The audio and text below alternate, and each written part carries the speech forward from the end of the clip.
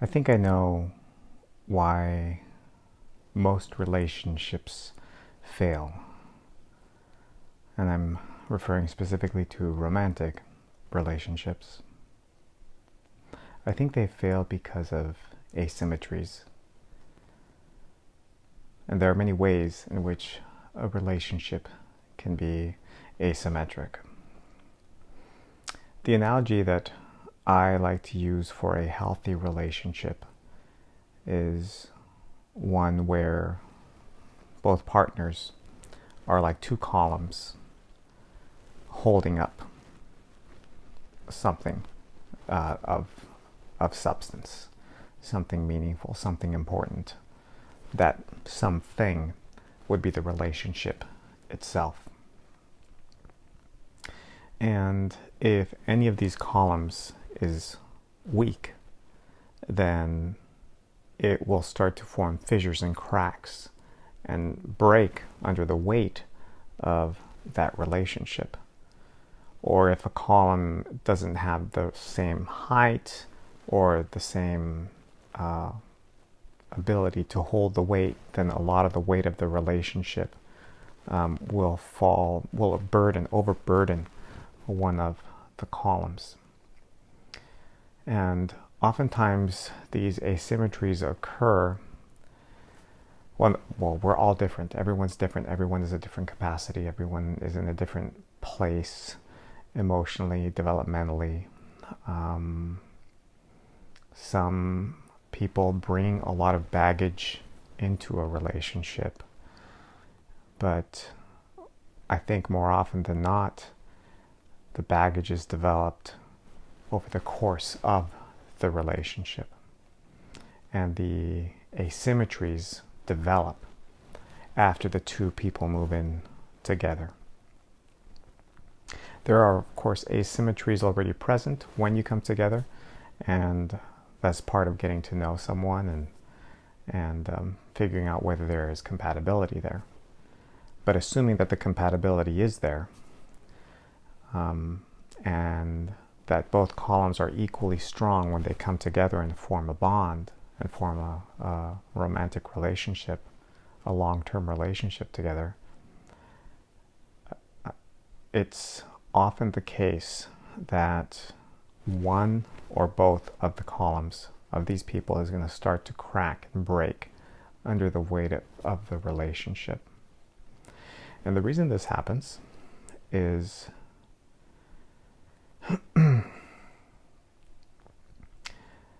because one of the partners feels silenced and they are not able to express their grievances or things that are bothering them about the relationship. This can be caused, there are many reasons that can cause this. Sometimes it can just be that person's own shyness and the inability to assert themselves. But even in cases where the person does have the strength to assert themselves, they can be in a relationship with someone who is very stubborn and doesn't really want to listen, or is always shifting the blame and reflecting it back at the person, or trying to avoid the conversation altogether.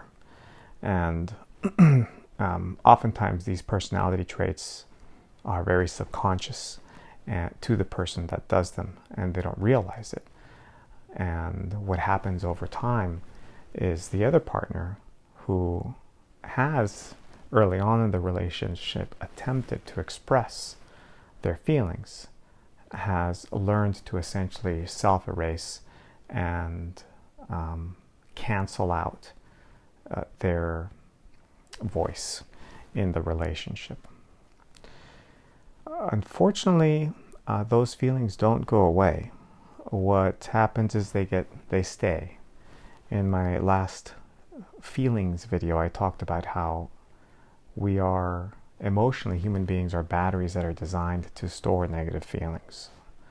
And so what happens in a relationship where this asymmetry exists is that the person who is not able to really get these feelings across or get them listened to will hold on to them, and that will build up a kind of resentment. And so much time could elapse that even that person forgets that they even had those feelings. They become so repressed and so bottled up and so distant that they don't even remember. And gradually what emerges is a kind of attitude, a kind of flippant dismissiveness of the other partner, and a little bit of meanness, a little bit of crudeness, maybe quick to snap at the other person, or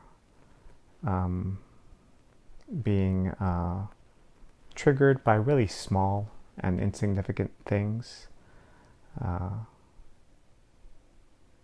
because this human battery is so charged up with negative energy that any little tap is going to cause a spark. And it's really important not to let things get to that point. So if you're in a relationship where you are behaving that way, then you know there is something you need to do to get across to the other person. There is something deep in there that you need to get out. You need to air certain grievances. If you're the other partner and you see the person you're with being very reactionary to small and insignificant things, you need to take the responsibility of trying to sit that person down and saying, okay, what's going on here? Let's talk. And try to be humble and in that moment, and provide a listening ear, and be willing to sit through and listen to everything and not be so defensive. Because the first things that are going to come out of that person's mouth may not even be the thing that has led to this degradation in your relationship. And so you're going to have to try to dig a little deeper. This is why it's important for when things happen in a relationship that bother you, however small, that you guys get to a place where you can express these things to each other and arrive at solutions or compromises right away. Because if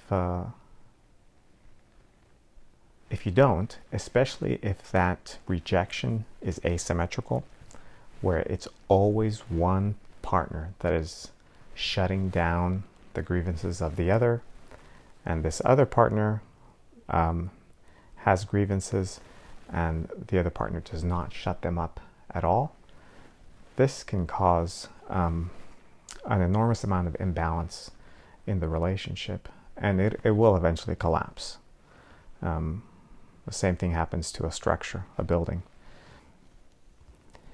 If you let it go too far, if you let yourself crumble in that relationship too far, it might get to a point of no return.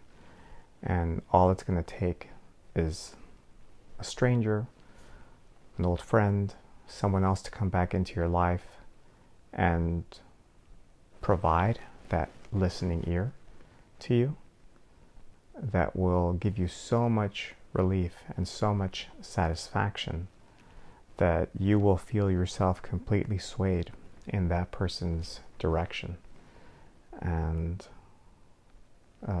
take you away from your partner. It's when you have a lot of resentment stored in your heart for someone,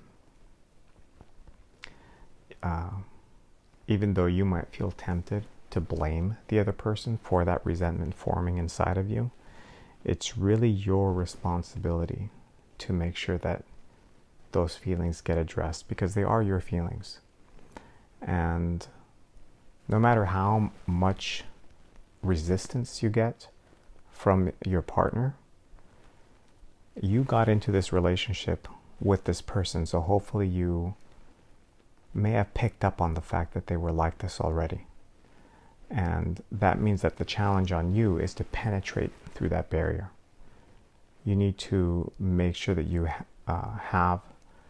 develop the strength of character needed to make sure your voice is heard and that your concerns are addressed.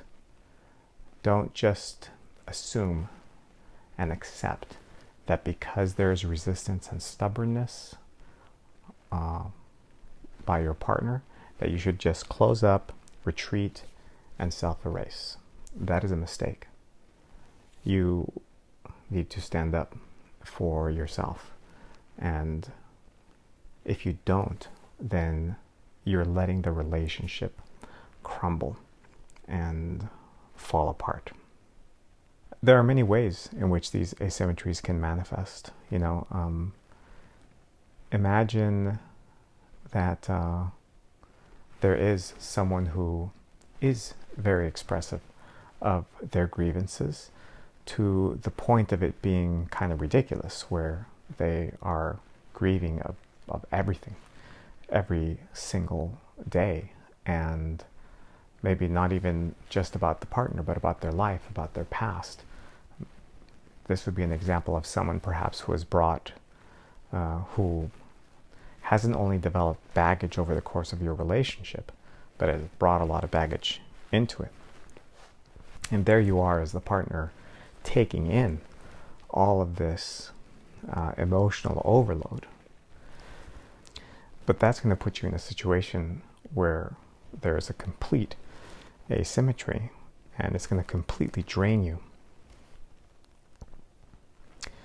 And you're going to have to stand up for yourself and express, make sure that you are trying to restore a balance in the relationship, and you may actually have to create boundaries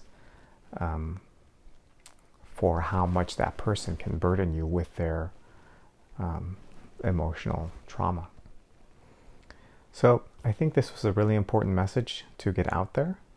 If you're having problems in your relationship, pay attention to any imbalances that may exist, and bring your partner's attention to that imbalance if you feel there's an imbalance that is against you or in your favor. Try to even things out so that you're each listening to each other as much as the other, that you're each equally available to listen to the other person's concerns, and that there is equal receptivity. If I have other thoughts about imbalances in relationships, I'll share them here. But that was one I really wanted to get off my chest, and I hope it was helpful to somebody out there. Thanks for watching.